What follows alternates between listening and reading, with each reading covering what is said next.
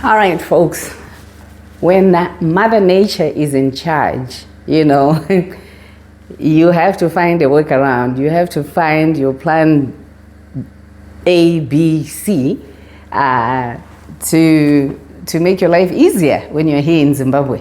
We've had 4 days of no sun. It's been crazy cold. Almost towards the end of September, this is 2024, no sun for 4 days. And we are hearing about South Africa having snow, but somewhere in South Africa, there has been snow with cars, being stuck on the road. Get me on this one. There is a definite shift in the way our seasons are running here on the continent. So day 4, no sun and our solar depleted. I had to go to plan B. I have a guest, Uncle Lashi. Welcome to Zimbabwe. You'll still find us here. This is what sometimes we have to go through. So I have water already boiling for cooking, for bathing, and for washing dishes. I think, you know what, my plan was to take a day off to take a shower. Because you know what, I'm gonna stay in PJs almost the whole day. So maybe I'll do a top and tail and conserve water. But if in the event I decide to take a shower, if you like cold showers or lukewarm showers, there was enough solar in the morning that, I think Uncle Ash is taking a shower with lukewarm water. I don't do lukewarm water. I want my water to be real hot. Maybe it's a day off for a bath. It's also good. That's conservation. Huh? You have to learn to conserve water in this country because we are really in a crazy, crazy season. We've had no rains, so it's so dry. There's not enough water. The water from the city council is good enough for human consumption, so we use that. You can also do this. You buy the water and use that for drinking. I don't care. I drink from the tap, but Papa prefers that. So yeah, let me show you what we do in the bathrooms. So this is plan B in the bathrooms. The bucket. So if I do choose to take a bath, this is how I'm gonna bathe. I have my water in here. I can place it here and, the same old, good old way we used to take showers. We used to take a bath. I could attempt to try and run the shower, but man, I don't like lukewarm water. I like my water to be warm, my body not to shiver. So here's the plan B. This is what you do when you're here. Papa hates this. He hates it with a passion. So I guess he'll do the lukewarm water. But this is Zimbabwe. This is what we do. Good people of the internet. Like I was saying on the video, it's been day 4 of no sunshine here in Bulawayo. But please celebrate with me. Let's ululate. Ngati tempururu. Halala, halala, halala. The sun is up. The sun is up. It is up. The sun is up. And I'm so super excited. And by the way, I did take a bath. I used the bucket to take my bath in the morning. I had boiled the water, so I was able to take a bath. But let's celebrate. Please celebrate with me because the sun is shining. Yes, yes, yes. I don't know if you're able to see, but it's a little bit brighter than what it was. This is late afternoon. It's, way after 12, maybe around 1. And the sky is, the clouds have broken up and the sun has managed to come through. I don't know if you can see it right above me, right there. It's cause for celebration. right there. Thank you, Msikavanu. Thank you, Creator, for bringing Bulawayo some light, some warmth. It's still windy, but the sun is up. Now, thank you so much for the support of my video that I just released showcasing the house in Harare, the real estate Harare house. Now, it has stimulated a lot of buzz, a lot of conversation. And there are a few things that I would like to go over with you. No fighting, no attacks on anybody. I'm not coming for a battle, and I'm not saying I have the right answers for each individual. I'm just sharing my story and stories of other people that have also returned to the motherland.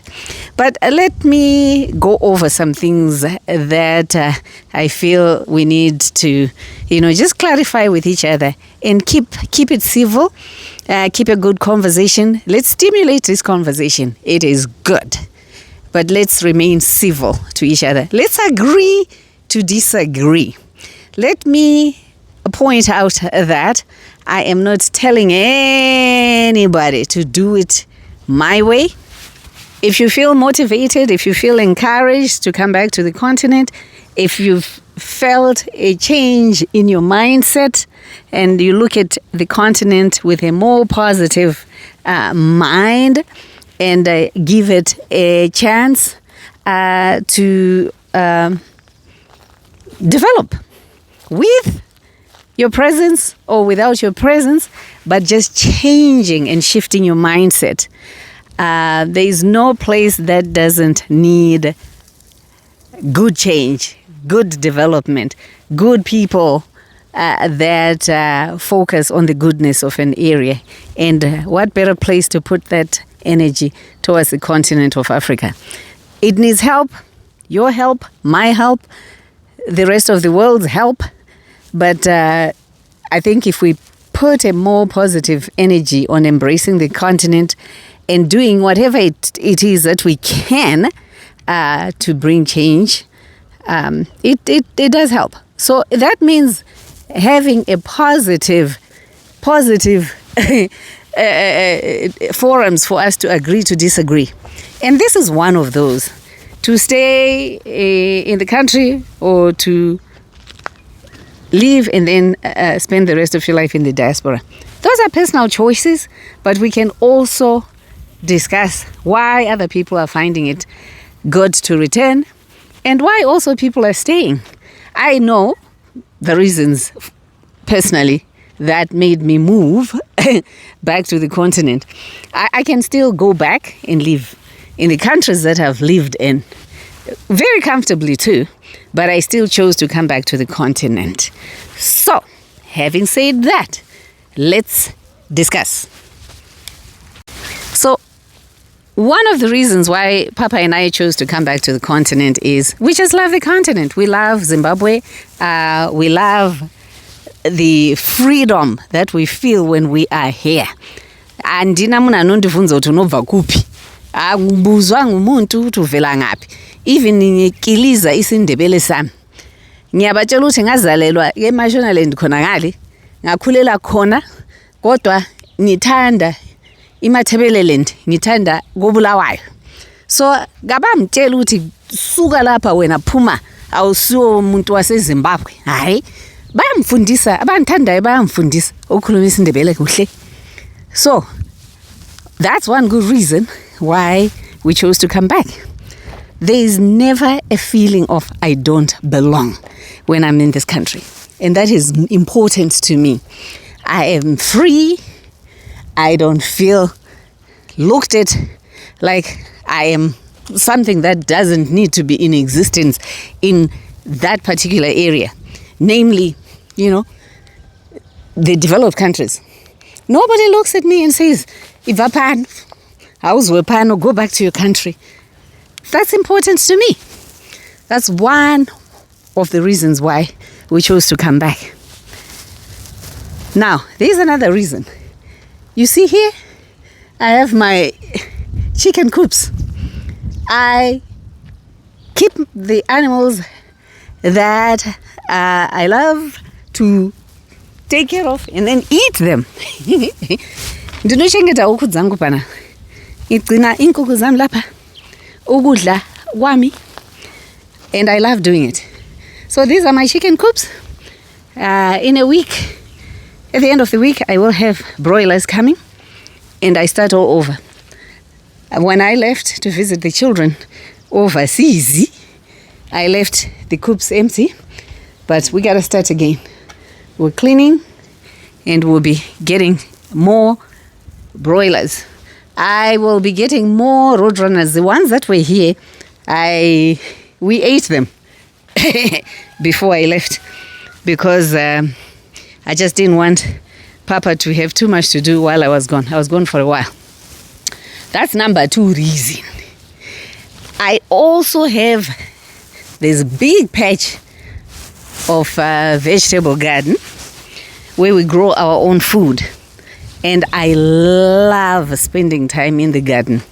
You know, I have to slow down a little because saying kuka manje ndakukura ndakuchembera. Saka timba izvo akunetsi. But I do love to come and see the garden, take a look, you know, and just coming out and having a look at nature taking its course. Nature just giving. You know, enjoying amatowe la. This year, this tree doesn't seem to have given us good matowes. But, you know, just eating from this area, this garden patch, and eating what we grow. That is important to me. And the other reason that I can tell you is I could afford to buy this piece of land, which is not very big. It's not a farm.